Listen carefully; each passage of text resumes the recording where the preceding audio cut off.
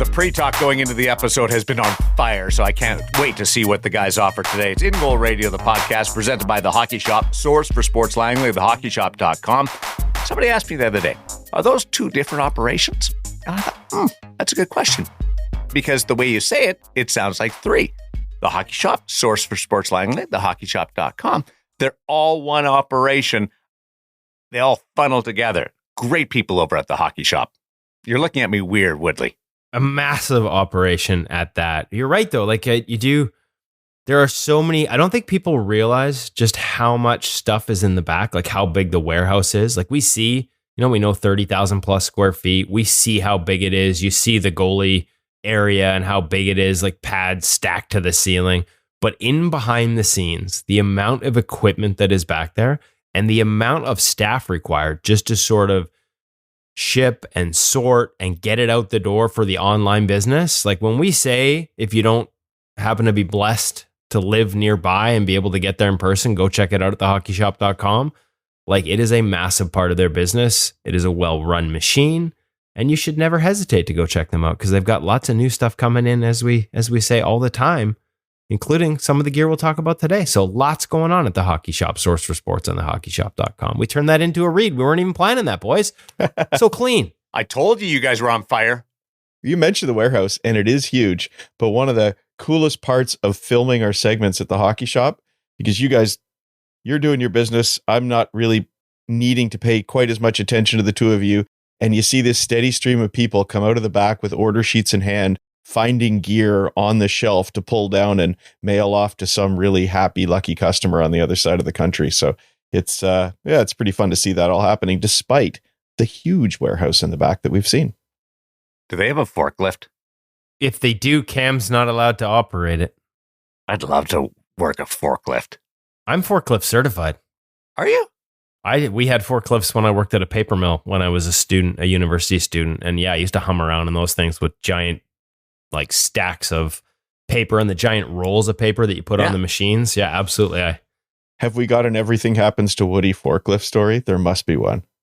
No, you know what? I was pretty good on a forklift. I mean, definitely had a few naps out back on the forklift, 12-hour shifts and all. You had to know where to park the forklift so you could sneak in 20 minutes here and there. Can you tell me how it doesn't tip over? I've always wondered about the physics of it. How doesn't it tip over? Like if you got a big load on the front. They got a big weight on the back. That thing is, the weight on the back is massive and heavy. Like don't get run over by a forklift. Don't have your toes run over by a fork. Like be careful around a forklift. Those things are really heavy. So surprised that didn't happen to you, Woody. Again, no, this is one of those few things. I've got some paper mill stories. I still have scars from almost losing a hand at the paper mill. But I definitely have everything happens to Woody forklift stories. I was pretty good at that thing. I could hum around on her. Don't underestimate the pain of a paper cut, Woody. No, don't underestimate this paper mill is closed, so I'm not going to get anybody sued when I say this, but don't underestimate the scariness of a pinch point on a drum that's running at 6,000 revolutions per minute, just humming paper through and having your operator, because every once in a while a piece of paper will come floating through the air, and if it trips a sensor, the brakes stop and all the paper blows up and you got to clean up a mess for an hour and restart the rolls. Don't underestimate the danger of having your operator saying, can you just reach in and try and get that piece of paper out of there and not trip the settings, and having your hand almost catch, knowing that if it had caught fully, have it tear all the skin off the top of your hand, knowing that if it caught fully, you would have been pulled in that pinch point up to your shoulder and lost your arm. So I'm pretty sure that's a workplace safety issue. Yeah, but it's not there anymore, so we don't have to worry about any phone calls because that mill's closed. Well, we've got an open story that keeps developing in the National Hockey League, and one of the greatest when it comes to goaltending this year, Logan Thompson is going to stop by with our feature interview brought to you by NHL Sense Arena in just a little bit. And Logan Thompson in the news with a long-term extension, Woody. Yeah, happened when we were here. So it was kind of right after the interview, like the day after the interview. And so the downside, folks, is I will warn you, this is not the longest feature interview we've run. The concept was to have a part 2 on the second day, and then we were interrupted with happy news by Logan Thompson's contract extension. So everyone in the media wanted to talk to him, and that sort of ruined our little exclusive part 2, but that's okay. He was great in part 1. He shares a lot of what he sees as the keys to his success in Washington and how they started in Vegas. Some of the things that maybe he was a little, late to put into his game that were sort of being shown to him by Sean Burke in Vegas. So we get into that in the interview, gives you a really good glimpse. Exciting moment for a guy who, was playing Canadian U Sport at Brock University before starting in minor pro and starting his first full season of minor pro in South Carolina, the ECHL affiliate of the Washington Capitals, where he built a very good relationship with Scott Murray, who is now the Capitals goaltending coach. And I do think that relationship has played a key role into how smoothly he has transitioned into Washington, the NHL. I know a lot of people look at the extension, the numbers. Well, it's longer term than I expected. And Mackenzie Blackwood got a 5-year extension after being in the organization 10 minutes in Denver. That was a huge contract for a player that hadn't spent a lot of time within the organization. And I think there are similarities, Darren, at least from a risk management, let's get this deal done now before it gets too expensive standpoint. Colorado signs Blackwood. They think they've got the right goaltender. They know they have a great defensive team. He is going to post numbers there. Let's sign him now before he goes on a 930 run for the second half of the season and the price goes through the roof. And he's not affordable. Yeah. Exactly. Logan Thompson, his numbers right now in a not as friendly, like they give up more quality. They don't give a lot, but they give up a lot of quality. His expected save percentage is in the low 880s. He is outperforming it right now, not just at he should be in the conversation for the Vezina Trophy pace, but the last time we saw somebody this far above expected on save percentage was the year that people were clamoring for Igor Shesterkin to win the Hart Trophy. Like he's almost plus 4% right now. And so, again... Can you put that in context, Woody? What's plus 4% mean for the people who aren't familiar with the stats? What's he running on the public numbers right now? 929? So his expected would be 880. So the 4% is 88%. You're expected to stop 88% based on the shot quality, and you're stopping 92%. So in his case, if he's 929, it'd be 889. Like that's the plus 4%. That's how much the average goalie would stop seeing those shots in the NHL, that quality of shot in the NHL, and he's outperforming it by that much. So, again, that's the last time we saw this, right? That's 4 out of every 100 shots. So that's a goal a game or more. It's, actually, we can look at from a goals saved above expected. So again, sort of the cumulative version of this, they break it down per 100 shots. So for every 100 shots, he's saving 4 goals. So yeah, if you're 3.7, math so teacher. You're right. It's almost a goal a game, Hutch, and it's heads and shoulders. It is on a per 100 shot basis. It is double what Connor Hellebuck is doing for the Winnipeg Jets right now, and he's a very worthy Vezina candidate himself. So maybe this is a case of Washington looking at it and saying, man, if this continues, and we want it to continue, this price might just keep going up. Let's get it done now. And the caveat there, first thing Alex Ovechkin says to us after the contract in the locker room, because I was there to talk to Logan and I ended up helping write that story, the contract extension story. Ovi says, I hope we get Charlie Lindgren, done too, because the chemistry in here is very important and their relationship and their chemistry is very important. And we saw Kevin Weeks tweet since then that they're talking about an extension in the $3.5 to $4 million ranges for Charlie Lindgren. So tandems, those guys have gone back and forth a lot this year. Until Charlie got hurt. They're both having exceptional seasons. Charlie, after a slow start, is really picking up again. He's into the top 25 in adjusted save percentage as well. They've got a great thing going there, and it looks like, that was my understanding from being at the rink, is that Washington really wanted to keep both of them and was perhaps a little concerned about what it might do to that chemistry to sign one ahead of the other. So I think you can read between the lines. I think they're confident they might be able to get both done in short order. Hutch, stick to up to you, because you were way ahead of both Woody and I on the 4 goals above, or 4%, and then a goal per game. 4% is not that hard, guys. Come on. No. You just took a shot at us, so I'm going to take my stick tap back to you. 4 out of 100. I appreciate the stick tap. No, I already took it back because you made fun of us. Sorry, I was not trying to make fun of you. I was trying to do the old hockey thing, right? Deflect the praise. No. Oh, it's not hard. I just want to thank my teammates. In between my time at UBC, where I was a statistics major, and becoming a journalist, that's where I was working on the forklifts for a couple of years, and I lost all the math ability. Logan Thompson coming up in our Sense Arena feature interview. So we'll hear more about what the Southpaw has been able to do in his first year with the Washington Capitals. Marc-Andre Fleury goes into Montreal and not only posts a storybook type result with a shutout, but he did it in vintage Marc-Andre Fleury style. Like I call it the fly stack, but the butter stack, and then a diving poke check. Hutch, it was like a throwback. It was incredible. How much fun was that? Who's got the guts to even try one of those things once, let alone multiple times? Well, Kochetkov probably. Charlie Lindgren's done a bit of that, but isn't it so good that that's in the game, and what a great way for him to go out.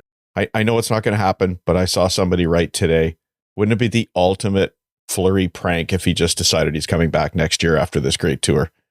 Love to see him spend a year in Montreal. He's playing good. He's playing good. Did you mention, Darren, that's a shutout in his teens, a shutout in his 40s. That means he did it in 4 different decades of his life. Nobody else has done that. Oh, just love it. It's going to be sad to see him leave the game. Kochetkov loves the poke check, and he did a diving poke check on the same night. And so I'm going through all the highlights. This is this really 2025, or did I get somehow sucked back and I've got the internet in 1998? Don't tell me goalies are robotic. Well, hey, listen, they literally sell a T-shirt in Carolina called Poke Chetkov. I need that T-shirt. I'm not sure he doesn't use it too much, though. Oh, there's definitely, I mean, there was a game here in Vancouver where the Canucks were down 3-1 and he let them back into the game by coming out to basically the top of the circles and giving one up. So, and here's the beauty of it.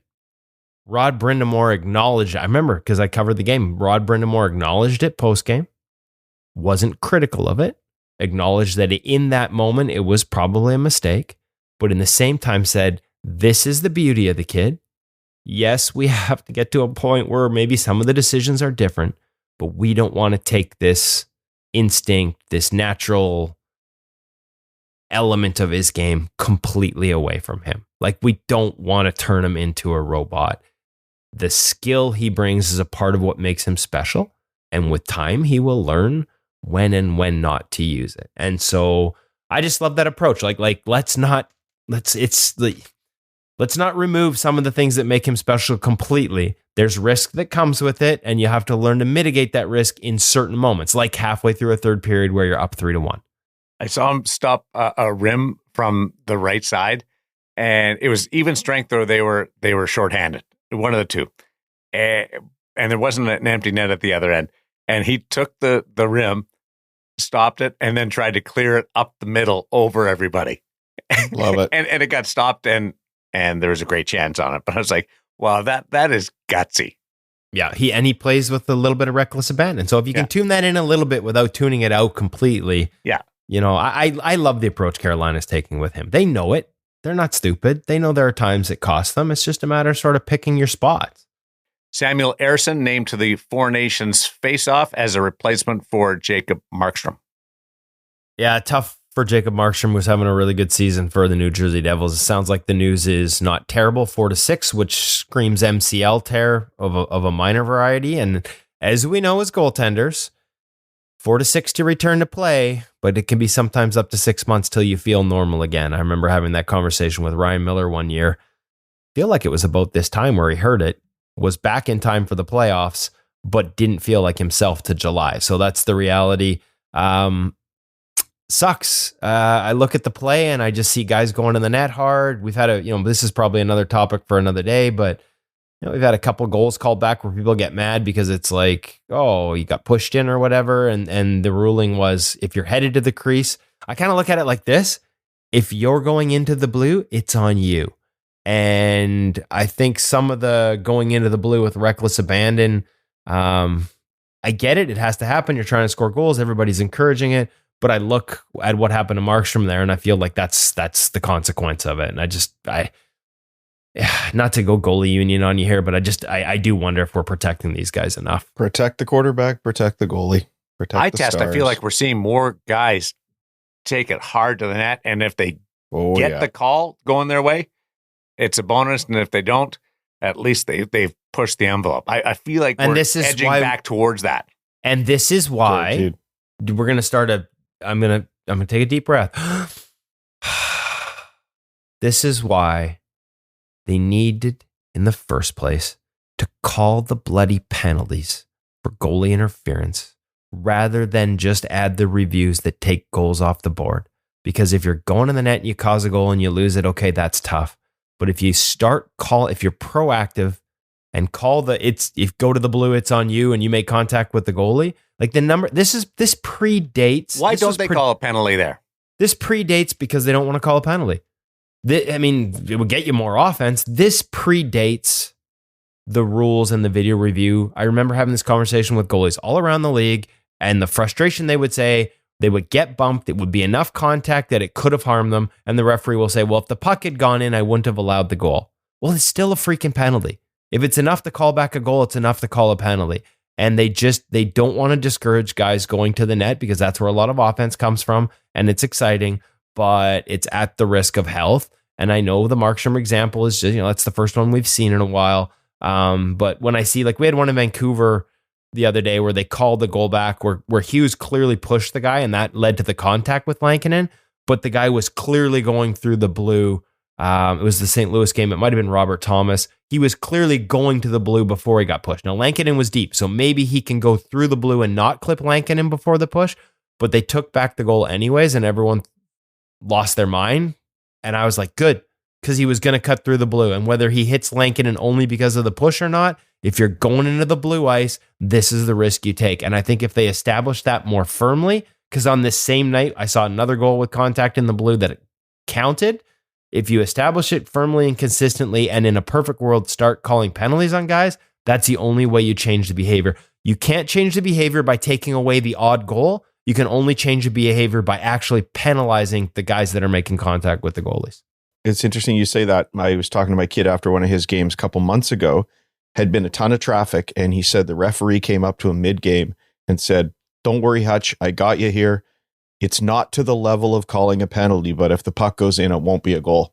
So it's exactly what you were saying. There's a conscious, and granted it's junior, not the NHL, but they try and have similar standards for officiating in those two leagues. So, and to me, the difference is battling in front of the net and little bumps versus the plays that Darren's talking about. And this would be the Robert Thomas example, cutting through the blue with speed, going to the net and hitting the goaltender with speed. Like, to me, battles when a puck's at the point or moving around in in-zone play and there's a little contact with the stick or the blocker or whatever, that's not going to injure a goalie. It's driving through the blue and making contact is where you get these injuries. And again, I mean, the NHL could point to the fact that Markstrom's the only one that's gotten hurt this year, and I guess we could live with that. But there is the point in the rules, which I don't think gets talked about enough, that difference between incidental contact and intentional contact. And incidental contact can result in a goal being called back, even though it's not necessarily a penalty.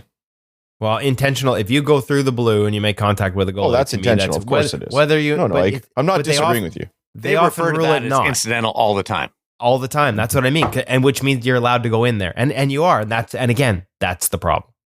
And here's the other thing. A goalie's going to be called out by his coach, not publicly, but the coach is going to roll his eyes when a goalie doesn't make a save in that situation, even if there's not contact, because he's slightly distracted or is protective of himself.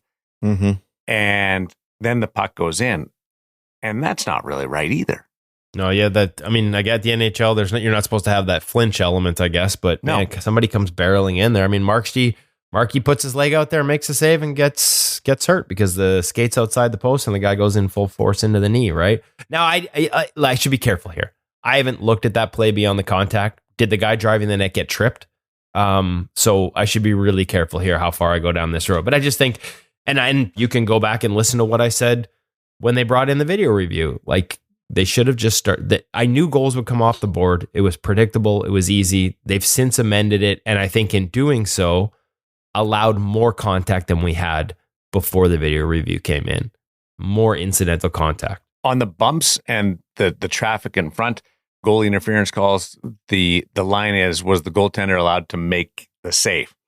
And when a player's cutting in hard like that and going through the blue, I think there's a lot of question whether a goaltender's allowed to make the save or be permitted to make his regular save selection because he's worried about being run over. Which is why I love the call in the St. Louis Vancouver game. I just don't see consistency of application because in another game, a guy went in, made contact, and the goal counted. So I don't those like are that, the ones that are dangerous. I don't like that all these reviews require the coach initiating them too, because there's such a risk there. You've now given up a goal and you could end up on the penalty kill. It could turn into 2 goals. It did in that game for St. Louis. They challenged the ruling. There's and not that Vancouver many goals scored. in the National Hockey League. Could the NHL not just review every goal? Here's They the do other in the part, final though. 2 minutes. If you just call more penalties on guys going into the crease, you will reduce the behavior and True. get more power plays, which will ultimately lead to more goals. True. But to your point, Darren, I hate that reviews are so long. I wish every review in the National Hockey League had a time limit on it. You got 30 seconds. If it's not clear, it's not clear. Move on. Then it just stands with the call on the ice. Yeah, because like the offside is the obvious one because it was instituted because of a gross mistake. So let's just keep it so it's only there for big mistakes by limiting the time. I don't know whether it's just this year because I've been more aware of it, but the plays that are wiping off goals because of offside have resulted in some great celebrations where the teammates are all coming into the goal scorer and the goal scorer is like, I was offside.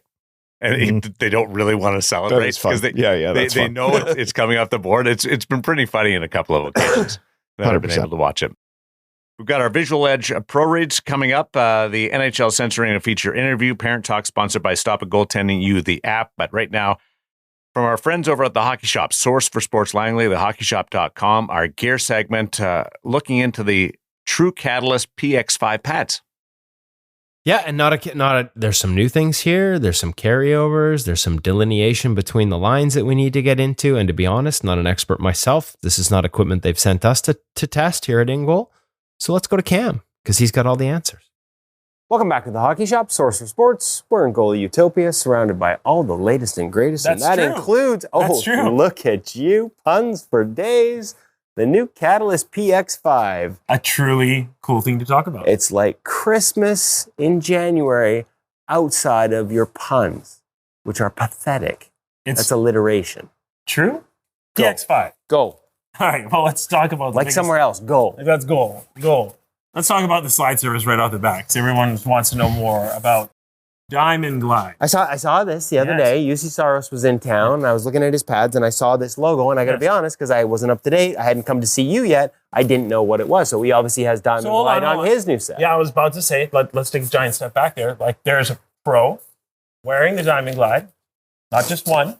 Looking into it a little bit further, so Fast Glide, which we've seen on the customizer before, and we saw in some of their stock pads as well, not as overly well received. Okay, let's relook at this. Let's come up with something a little bit better. Diamond Glide. So if you told me, I could have asked UC. But instead, I was just left to look at the logo and not know what it was all about. Missed opportunity. But now that we have it in front of us, it's okay. I'll text him later. You should. We can get a little bit of a slice in for some, pro iteration. So, what is it? Almost like an enhanced textured weave. I think it's the best feel. You can get that same kind of weave sound out of it. I like that sound. You hear that? Yeah. So, in terms of overall feel-wise, there's almost a slickness to it as well. So, it feels like it has like a slick coating to it as well. It feels like it's going to... Here's my question. Is it a coating? Do you know? I don't believe so. I believe that's just the actual material. Because a coating would worry me a little bit because coatings wear off. Exactly. But this is just the material. It's quite slick. I like it. Yes, exactly. So in terms of for like that actual sliding, we'll see if we can get some pro insight into it from our guy here, the insider, Kevin, inside every NHL locker room, as proclaimed by himself. Okay, what else is different about this pad? So we've seen some of the things that are on the hazardous pad kind of trickle their way over onto the Catalyst. And those things are? That thigh in particular. So we already seen that thinned out thigh in the PX3. How it actually tapers up and into that thigh position itself is now the exact same as what you find on the PX4. Calf wrap.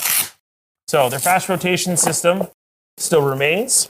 However, the cut of this is now the exact same that you would find on that PX4 pad. And the difference from the previous generation of Catalyst in that cut? You still have this side coming lower, but this side now comes up a little bit higher. There you go. Just for people that weren't aware. Correct. Overall, continues that great on feel. Still got the pillow. Integrated pillow itself. I mean, the reception of the fast rotation system has always been very, very good. You're getting an extreme connection out of that pad, but not losing any control or anything like that. It does as advertised. Fast rotation. Yes, and at the NHL level, as you said, a lot of great feedback. Exactly. So still similar hallmark of that, the fave style knee stack. Not too much different here. Something that we've just... A little more wiggle room than we see in other brands for sure, but you can see it's almost offset inside out of the box, which means it's harder to push it past straight, which is what you don't want as it flopping that down inversion. That way. Exactly. We don't want that knee cradle sitting 90 degrees from the pad itself. So it's still not integrated into the face as we've seen a lot of brands go towards. Nice soft boot. Again, this is a spec that we chose in terms of for ordering our stock ones in. This is what we would consider a stock pad itself. Again, still soft boot construction, single break at the knee, still stiff upper thigh portion. Again, so it's got flex at the knee, but you're right. Correct. Hallmark of that thin style of pad, you need to have that stiff upper because you don't want any of those trapdoor style goals to it. So overall, we still maintain a little bit of that hybrid-y feel, but again, we've still kind of gone into that what is a modern hybrid pad of that stiff upper thigh. Got your knee strap. Again, can go down, price style, or removable knee flap. Again, we're seeing more and more NHL guys at the high level go back to this as opposed to down the old carry price style. Boot. Flat boot construction. We've seen this before. This is nothing new for True.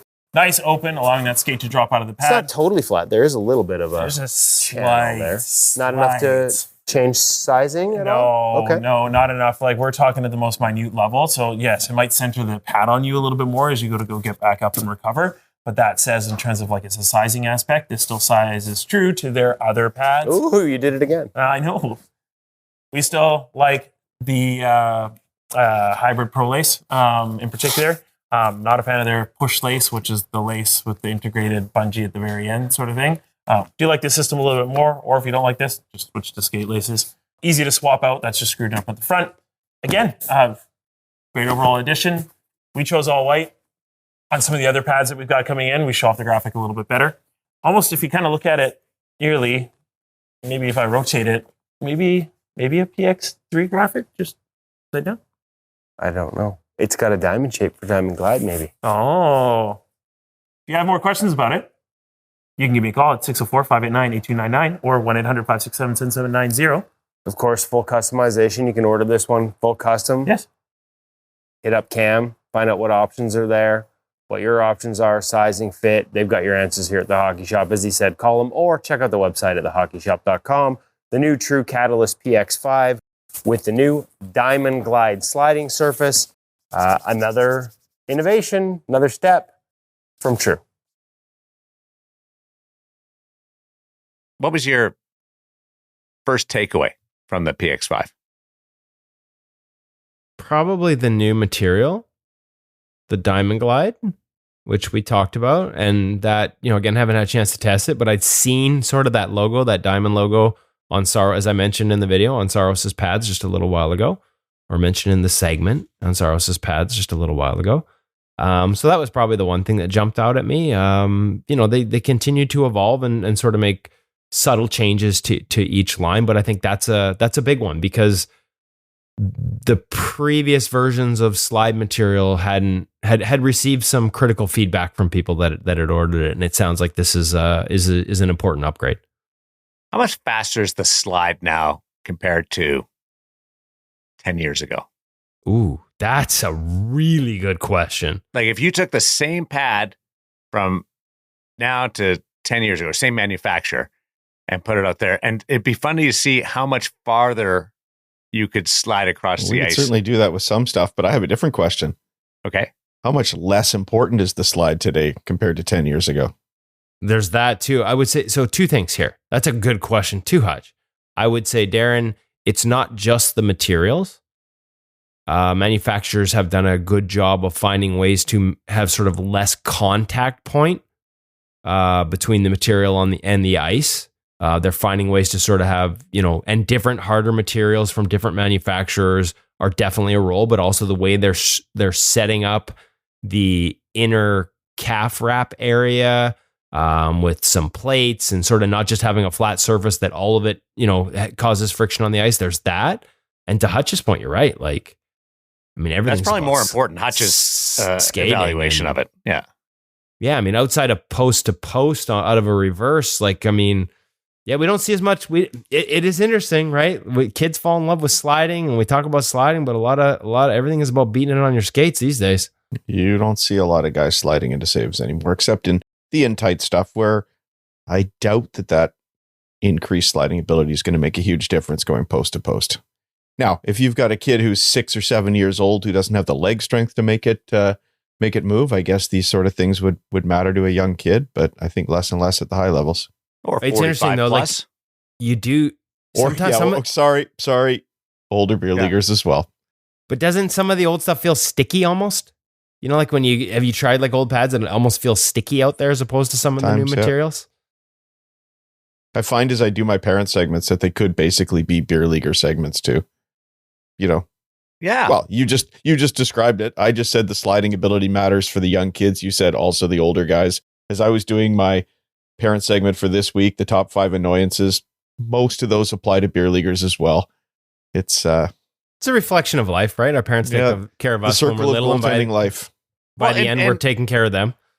Men's league or recreational league, men and women, we're about probably 6-7 years behind in the ability to use these save selections.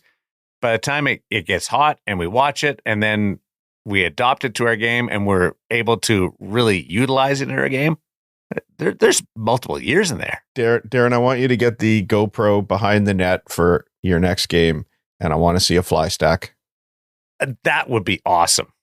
If you could do that, we would sincerely appreciate it. I watched that fly stack, not a word of a lie, probably 20 times.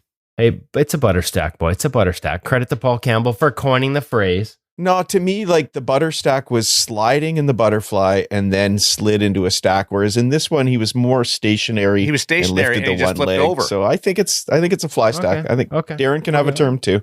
Darren gets his own term. Now he has to demonstrate it. Thank you. Well, I'll just show it to Hutch on his own because you didn't believe in me enough. Okay, I didn't believe. Hey, listen. Hutch and I are speaking of like shorter distances to travel and not needing to slide, that's another reminder to stick around for our Logan Thompson discussion on the feature interview, because we get into that and how that's a big part of his game right now. One note on the gear segment this week, people looking for the video. It's going to be experienced some technical difficulties, and the gear segment on video will be about a week behind and might have some differences. We'll just leave it at that. Well, it's stuck in editing. That's all. Yeah, but you're actually probably going to get an enhanced version next week because of these technical difficulties. So think of it as a bonus. Well, actually, you will get an enhanced version because we'll be able to talk about the new padding they're offering on the blocker to sort of change the blocker hand that angle, is true. Which is a part of it. But when we recorded the PX5 video, Darren, they hadn't announced that. And sadly for the retailers didn't know it was coming. So all their inventory was ordered without it. But it is a new option that sort of changes the way the blocker sits on the hand relative to the hand and changes the angle of the blocker as in terms of how it presents to the shooter. And so we can get into that with Cam when we re-record the segment for the video. Can you expand on that just a little bit, like 20%?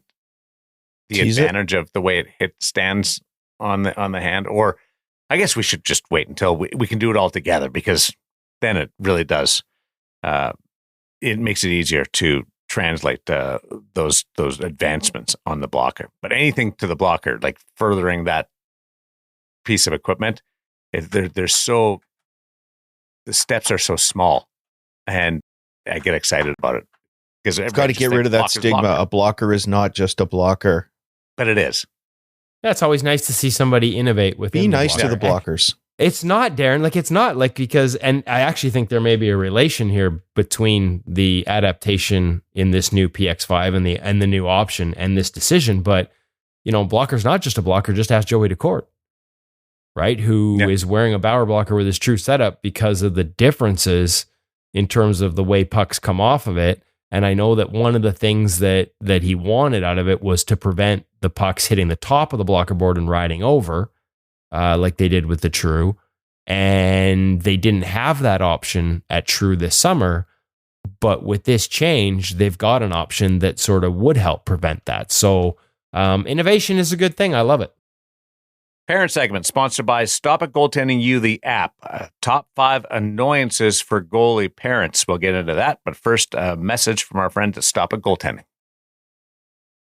Stop It Goaltending You, the app, is the best place for you to develop your game online tool. Whether you want to do a minute a day with their daily primers, 5 minutes heading into the weekend.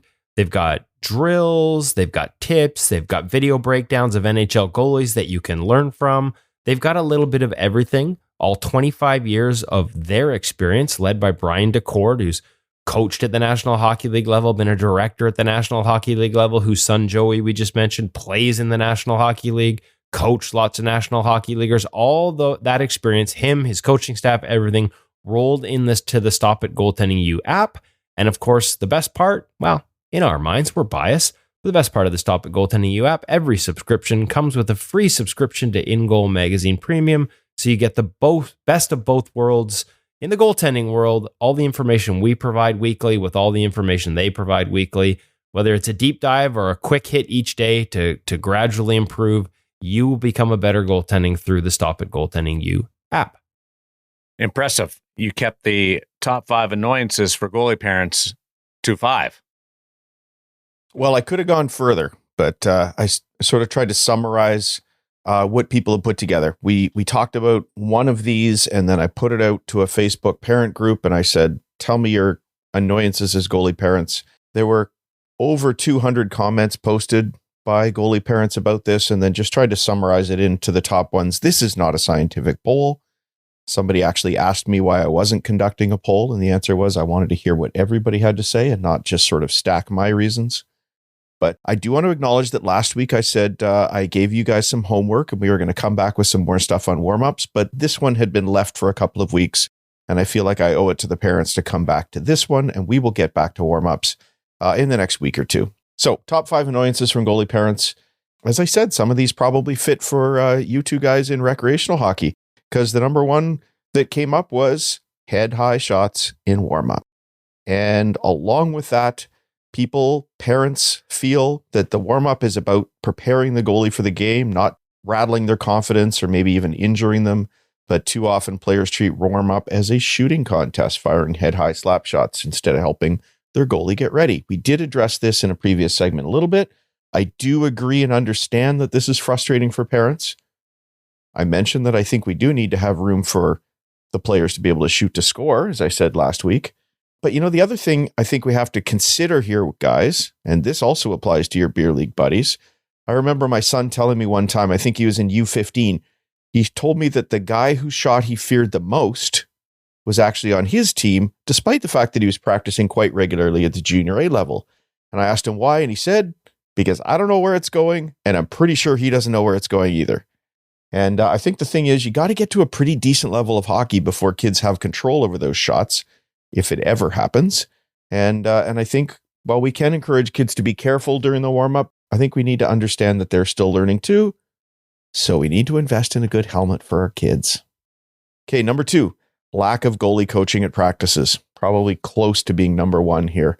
One of the biggest frustrations of parents was the lack of dedicated goalie coaching during team practices. Many of the goalies are left to fend for themselves, acting as little more than targets while their teammates work on drills. This often forces families to seek out private coaching, and of course that adds more costs and more time. This one came up a lot, as I said, and the thing that was sad about it, guys, was that what came along with it a lot was about their kids not liking the game anymore, not wanting to go to the rink, not wanting to play.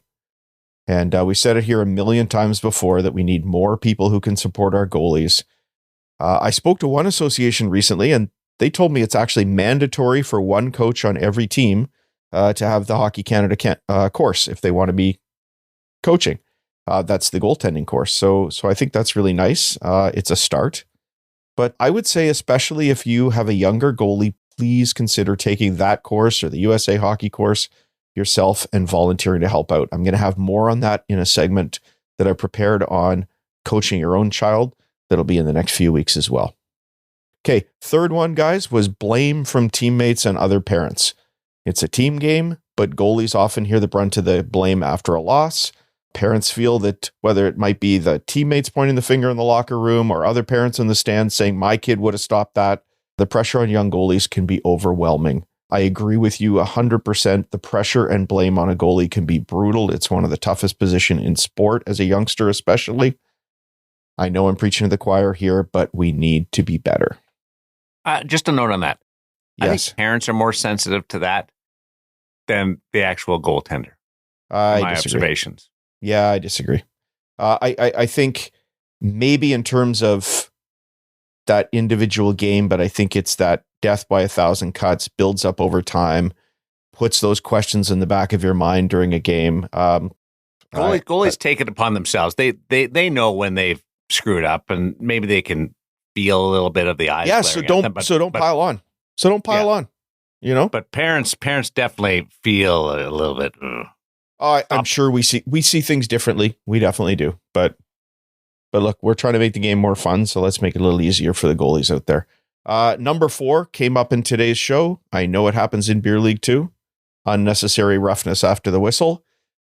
Few things seem to frustrate the goalie parents more than watching players repeatedly jabbing at their stick or their pad or whatever after the puck is covered. Woody talked about guys coming into the crease and the referees let it slide too much despite the worries parents have about injury potential. I might suggest, Darren, that I think this is when the parents feel more even than the goalies feel, because they get really upset when they see somebody jabbing at the kid's glove or whatever. And I did do a segment on this already, but I think as parents, we need to lead here and try and teach our kids not to get upset by this. They will reflect your feelings if you're too vocal about it. It's not going to get better. If you watch a junior game, if you heard us talk about the NHL game today, you know it just keeps happening all the way up. And I do agree with especially with the younger kids, we need to protect them, but we need to help them learn to cope with a situation that is not going to change, Woody. All the way to beer league. I have a broken finger from somebody who thought that they had the right to that puck that was already long since under my glove. And that's the NHL influence, because the puck goes to the goalie. They're taught to whack until the whistle goes. 100%. Yeah, it's tough. And then the last one, number 5, was last minute starting decisions on who's going to be playing that game. Parents tell me they think that confidence and preparation is really important for their goaltenders, and too many coaches are announcing who's starting a game, in some cases, until after the warm-up even, guys. Kids are finding out. Silly. Yeah, it's crazy. But here's why I think it's crazy. Because we're talking about minor hockey here. They should be sharing the net. They should be having equal number of starts. So I don't get why you can't come up with a schedule. It just doesn't make any sense to me at all.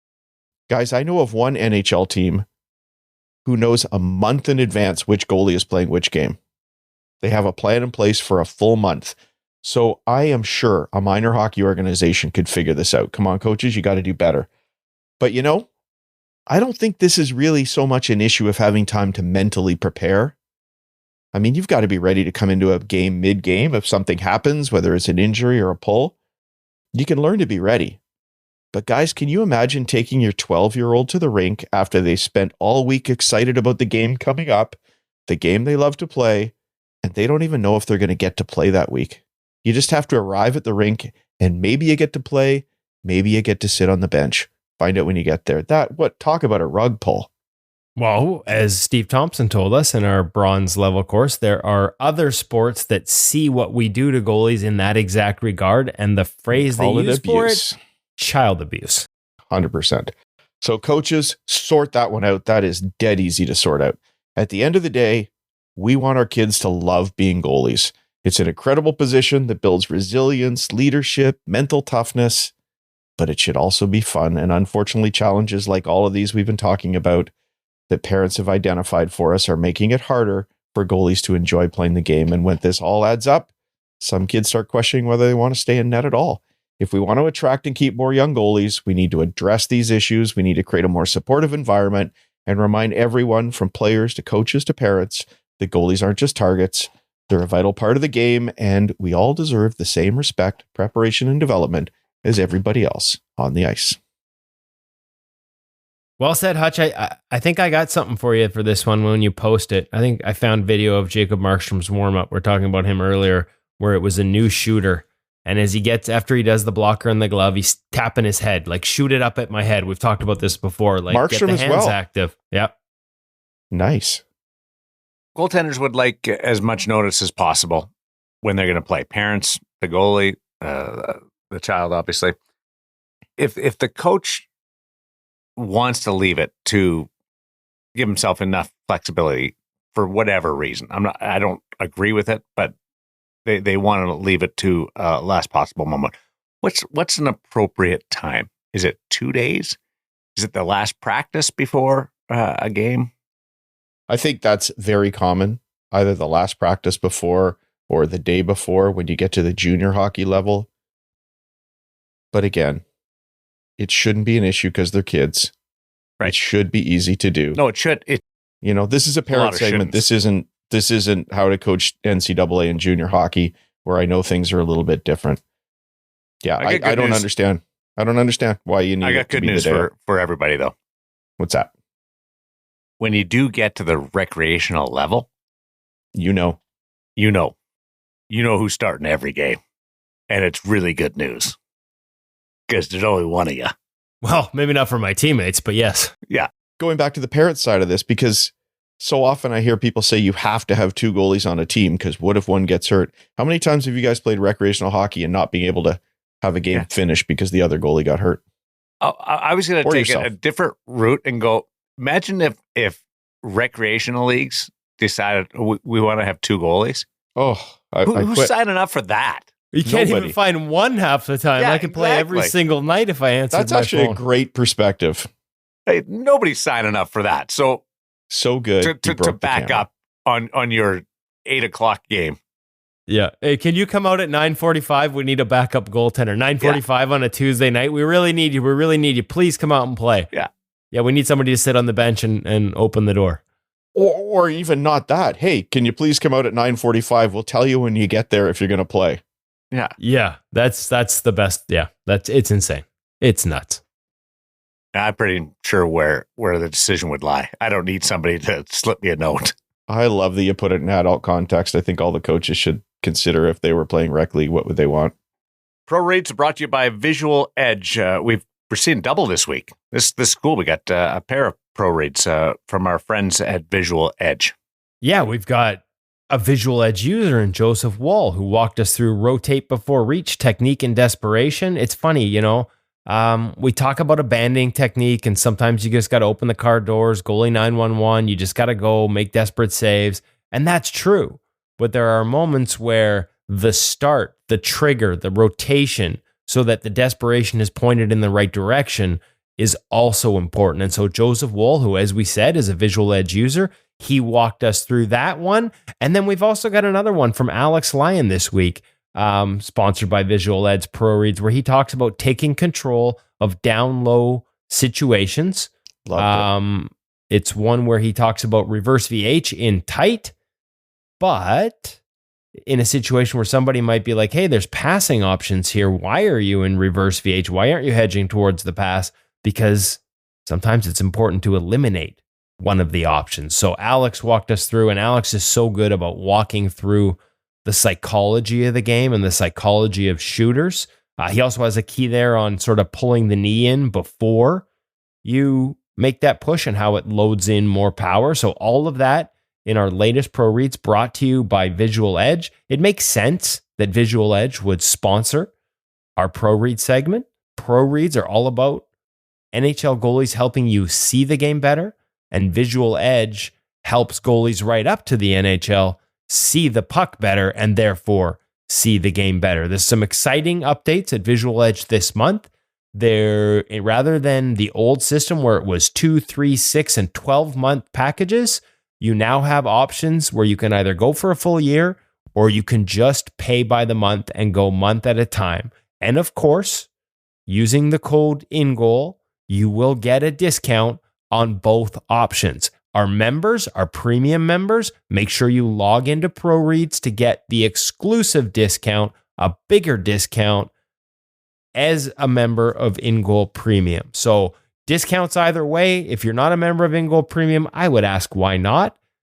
If you are, bigger discount. Either way, you're saving money on Visual Edge, a training tool that also helps you for cognitive and get better vision on the puck.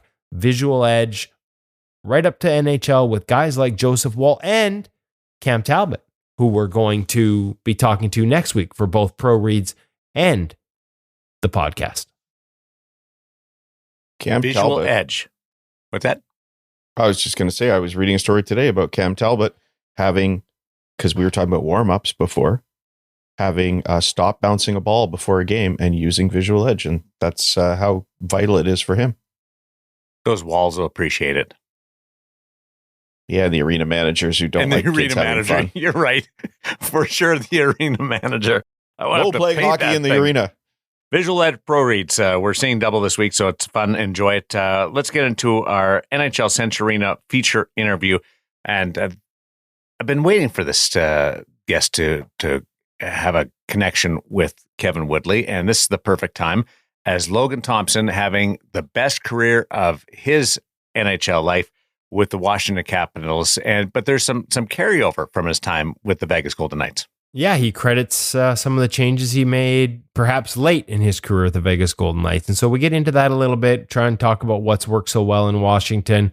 And it's a little bit like, it feels like a little bit of a loaded question when you ask it, but Logan was really good. He kind of got into, some of the things maybe, well, you'll hear some of the things that maybe he, hadn't thanked people for before he left Vegas, but now is playing a crucial role in his success in Washington. So before we get to that, though, we talked about goalies using different tools, and that same article with Cam Talbot also had Joey Decord talking about how he's using NHL Sense Arena, Hutch. He sure is. And we were also talking about crease crashing earlier and all the injuries to goaltenders. You're not getting injured using NHL Sense Arena unless you're like Woody and you try and use it in your office in a confined space, and then you start making blocker saves off your desk. I everything happens to Woody. Oh man, we moved past that. No, I'm going to put Woody's gonna myself be the into first. that. I tripped over the couch the other night. Yeah, Woody's going to be the first guy in NHL history to get a concussion using Sense Arena too. I did bloody my knuckle on my hand and knock coffee all over my computer. That's how real it is. So please, caution, use NHL Sense Arena in a large space. Look, goalies, we all know the problem. As we've talked about here many times before, warm-ups are not designed for us. Whether it's head-high rockets in the pregame or it's just not getting enough shots to feel sharp, getting into the zone before the puck drops can be a challenge. That's why NHL Sense Arena is a game changer.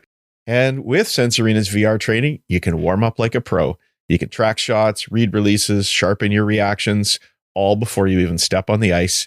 And yes, as Kevin Woodley mentioned, NHL goalies like Joey Decord use Sense Arena to dial in their focus before actual NHL games. And now you can do the same, whether you're in the locker room, at home, away at a tournament. NHL Sense Arena gives you game speed reps, even NHL game speed reps if you'd like, to get you ready before the first puck drop. It's trusted by NHL goalies and goalie coaches, and now it's available for goalies at every level. Don't let a bad warm-up hold you back. Take control of your game with NHL Sense Arena. Check it out at sensearena.com. And remember, use the code IGM50 and you will save even more. Logan Thompson on InGoal Radio, the podcast, with the NHL Sense Arena feature interview. Let's start off with just this year. Obviously, it's gone really well, but the adjustment. New team, familiar voice. How much does the familiar voice play a role in getting comfortable in a new environment, a new team?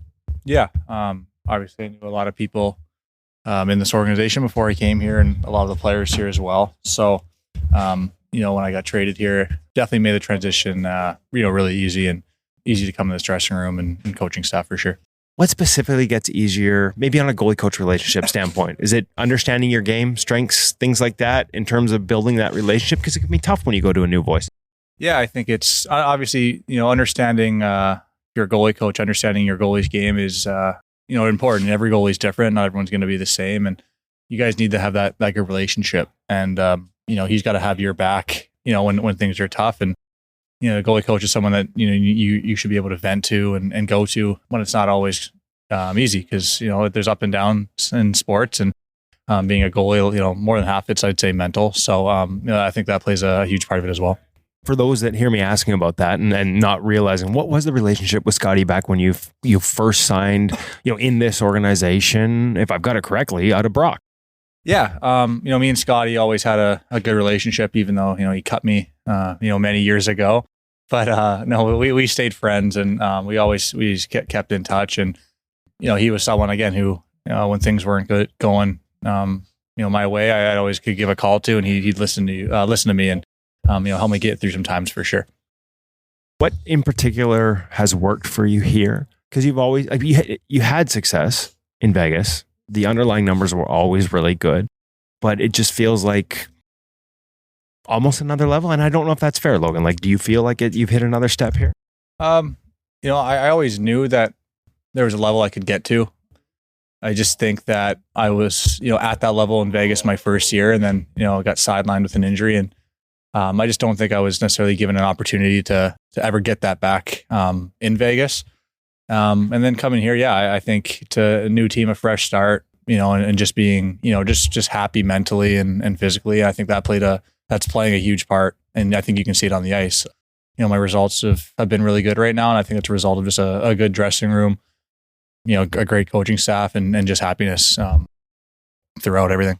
You mentioned the mental approach and how bad, we know how big a part of it is goaltending. What lessons have you learned along the way to help get yourself to a good spot? Like, are there any tricks or techniques you've had on the way that you've changed from a mindset approach, or is it just experience over time? I think it's a little bit of everything. For sure, experience plays a big part of it. And, I think it sounds weird to say, but it's caring less. I've been playing hockey, my whole life. When, it comes to game time, just go out there and do what I know what to do. And it's not always going to go your way. And I think, when I was young in Vegas, I think there was so much expectation in that organization that, every loss, you definitely felt like it was on the goalie, and it played a big part. It was hard to rebound and, not know if you're going to sit for 20 days and stuff like that. So coming here, it just, like I said, it was a fresh start, and with my experience, and, it's not always going to be pretty. And, I've had some good luck and a good run here down the stretch, but it's not always going to be that way. I don't think I'll be at 2 losses all season, but it's just experience, and you know what, the goals are going to go in place. This is the best league in the world. There's going to be some nights where, it's not going to go your way. And I think just learning to accept that. And then, when the game's over, just, it's a new day tomorrow and just right back to work. Say, like, that's easier said than done sometimes, like being able to detach from results like that. Are there people that helped you along the way sort of get to this spot beyond the experience? Techniques, maybe I think there's a lot of young kids that listen to this in terms of advice for how to separate yourself a little bit from results and get back to the process. Yeah. And, like I said, I think when you look at when I first came to the league, I was young and I was really aggressive and almost tried to do more. And over. You can try too hard in this position, right? No, absolutely. And that, I think that was a result of it. I was definitely trying too hard and always wanted to be at the top of my crease and wanted to move around a lot. And I think, last year, kind of at the end of the season, and, credit to Sean Burke, I don't think I ever really got the chance to tell him this, but I finally really started to grasp on, playing more in your blue paint and, less is more, and just letting the play come to you. And I definitely did learn that from him. And I think this year I really took that method and Sean Burke and able to apply it to my game as well. And I think it's been helping me a lot. It's interesting because I asked Scotty, because I felt like watching you this year that you were more conservative, and he said, no, that was Sean. And so it sounds like it just maybe, in fairness, took a little while for you to get, I was going to say to resonate, but maybe just get comfortable with it. Yeah, absolutely. I mean, there'd be days, I think, when me and Berkey would go back and forth that, I was always wanted to be the more agile goalie, and that was definitely harder for me to learn to sit back, and especially in practice, you're going to get scored on when you sit back. That's just, how good this league is. But in a game, it definitely plays. It's a lot easier when you're in your paint more. The distance you got to travel. It's all about angles, and it's way easier to cut off. And credit to Sean Burke. Like I said, I never got the chance to tell him that, but I think I finally kind of realized and I'm able to kind of figure out what he was trying to get me to do. So managing, and I know Sean, like one of his things was like, if you can't beat the pass on your skates, you might be too far out. Yeah. Do you have a rule of thumb that works for you? I mean, it's obviously situational too, right? It's very situational. I mean, there's times where I will still, take ice, and that's when a player is kind of in all alone with no pass options. But No, I think, just, like I watch a lot of goalies around the league, and, a lot of these young guys coming in. I think you look at a goalie like Dustin Wolf, he moves around so well. He's very technical, and I can't do that. Like, I can't move like he can. And I think sitting back, it's less is more, is something I always tell myself, right? I don't need to be pushing hard and shuffling those little shuffles around the crease. I can just let them do all the work and let it come to me. Like it's funny that it does take a while, right? Like, even though, like, I'm sure Sean tried to get you to do that, like, you mentioned practice, and I think this is something for kids too. Sometimes you make changes that will be better for you in a game, but it's really tough when you're going to get scored on in practice because guys are getting looks they don't get all the time in practice. How'd you wrap yourself in? Any advice for young kids that might be going through that? It's definitely frustrating. And like I said, I think when I was in Vegas, that was I think was the most difficult. I was battling to get minutes and get ice time, and it sucks when you're out there working on something and you're getting scored on all the time, right? So, it's one thing in practice. That's I've realized, like, it's okay to get scored on in practice as much as us goalies don't like it. The only thing that matters at 7 o'clock to 10 o'clock, not getting scored on. So.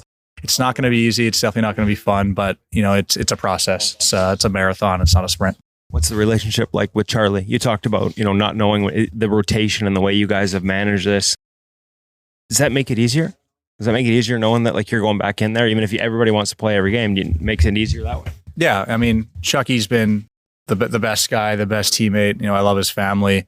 His wife's awesome. They're just overall he's a good person on and off the ice. And, I love working with him and sharing the crease with him. And I think when I'm in net or when he's in net, we want this team to win, and we want to support each other. And I think that's also been a big result of why both goalies have been so successful this year, is just our chemistry on and off the ice. Okay. So have you ever had a partner that catches full right? No, I mean, in Vegas, I had Seville back me up a couple of times, who's another righty, but not for a full season tandem. No, I think this is my first one. Do you guys compare notes? Do you guys talk? Like, because it would be weird on the other hand, like all the tactics and technique and where you are on the ice, like those conversations, I guess, wouldn't change if it's a guy who catches with the other hand. But is there any benefit? I think for years, people wondered if there would be a downside to having two lefties. Is there a benefit for you guys? I don't know. I mean, I think in practice, there's been players that say they think it helps them. I think we play a different style than lefties, is what guys like John Carlson and stuff have said. But no, I think me and Charlie we play similar. We're more hybrid, react, kind of the older style goalies that I think are slowly kind of dying out of this league. I think the new thing now is kind of big and block is what teams are starting to go towards. I think me and Charlie are very similar and more old school in a lot of ways. You guys also both have really good gear style. Do you guys? Yeah, we try to. Yeah. Is that part of I know Charlie's a bit of a goalie geek. Yeah. Like, do you guys geek out a little bit on some of this stuff? Do you compare notes on what you're doing next from Bauer? Yeah, I mean, he's always done the iceberg. That's what it's called, right? That's always been Bill Vaughn. Yeah. So I like to mix it up a bit here, with some styles. So I'm able to kind of go with the Kipper soft style on my retro set this year. I wanted to do it last year in Vegas, but no, it turned out great this year. And yeah, no, I'm always looking to do exciting stuff with my helmets and gear. So I know you're heading home. Make this the last one. You're heading home on this trip. Was that the guy for you? Like, was Kipper absolutely the guy? Yeah, Kipper was the guy for me. Growing up, Calgary was always an eight-seed team. They would always, just get into playoffs other than that one run. But Kipper just every night gave him a chance. And I liked his style. It wasn't pretty. It wasn't necessarily the eye candy, but he just found a way to keep the puck out of the net. And that's something I've always admired about him. Did you get a point where you were like trying to, it's one thing to admire, but as a young Logan Thompson, did you emulate, did you try and do, like we talked about the aggression in your game early on, like Kipper certainly had that. It was a different game back then, but. Yeah, I think there's a lot of things I try to take from Kipper, especially now with more experience. I think one thing is that guy was never upset whenever he got scored on. He showed no emotion, and it didn't look like anything ever got to him. And I think that's one thing now I'm trying to, I think the last little tweak I got to throw into my game is just having that clear mindset and just reset, move on. And I think I've done a good job with that this year so far. And there was supposed to be a part 2 to that, Woody, but it was interrupted or delayed because of some Happy great news. news for Logan. Yeah, the big contract extension the next day. So was heading back in there to ask him, some of the things that he's so good at reacting to pucks, right? So I wanted to pick his brain a little more about how he reads releases. He's got such a great reactionary game. No, it's one of the best in the league that I've been able to see at reading the release. It's like he knows where it's going before. And at first I thought, he's really good at just anticipating. But the more I was able to watch him up close because of our time with the Vegas Golden Knights together, he knows where it's going. Hellebuck-esque. Yes. When we talk about that. And so, yeah, I really wanted to get that in with him. But again, for good reason, very good reason. He was in high demand on the second day when I went back for their practice on the Monday because he just signed the contract. And so we had to wait a little bit. And you know what? We're still going to try and get that. We're still going to try and have that conversation. Maybe we make it part of ProReads, where we get some video and he can show us some of the way he reads the game. It's something he's expressed interest in. And I think his breakdowns would be fascinating. So congratulations to Logan Thompson on the contract. One of the few times we've been happy to not be able to extend it with a part 2. Great news for him. Great news for the Washington Capitals. And hopefully we get to catch up with him and ask those questions later. Yep. ProReads with Logan would definitely grab my interest. I love them all the time, playing off what the athletes say. But going into it, I have a lot of interesting queries regarding how Logan does what he does. Yeah, and I think there's that openness from him where we would get some great insights on it. So we'll call that a plan. In the meantime, though, don't forget for next week, folks, we already have a plan in place. We should have Cam Talbot for both the podcasts and ProReads as well. So a Visual Edge user, I know he's talked about it being a big part of sort of his late career surge with both LA and now in Detroit. He's playing great for them. We'll catch up with him before we talk to you next and bring it all to you. What's Talbot's nickname? That's a really good question. I've heard guys call him Talbs. Yeah, I've heard Talbs. Yeah, that's a standard hockey nickname, isn't it? I know, but it just doesn't feel right to me. But is it Talbs? I've heard other guys refer to him as Talbs. So we'll have to. You know what? These are forget ProReads, Darren. I guess this is now my mission to find out what his nickname is. Right? We'll just skip the ProReads and we'll do a deep dive on Talbs. A new segment, goalie nicknames. I'm good with that. I know what my nickname is. For me, I'm in goalies. It's not very nice. What's that? Civ. What? They don't say nice things to me, Darren. I'm not very good. You need a support group to walk into your room with. I have the other goalie. He just needs one in life. Yes, good point. I have you guys. You guys are my support group. In the car, we're all surrounding him. We're here for you, Woody. I've been trying to teach him all about artificial intelligence lately. He needs to just get on there with ChatGPT and say, I don't feel worthy. Help me out. Have you guys done that with yourselves? I need at all? affirmations. What's that? Have you guys ever put information into the computer with AI and just put like 4 things about yourself and seeing what it would spit out? Not quite like that, but I literally the other day said, I'm getting a little worried. I'm an introvert and I'm having such good conversations with you. Am I never going to speak to another person? And it actually gave me some awesome advice, and it was related to hockey and being a goalie parent. Like, it knew me well. Yeah, it was really kind of spooky. I'll send it to you. I want the chat AI Kevin Woodley advice. I might break it.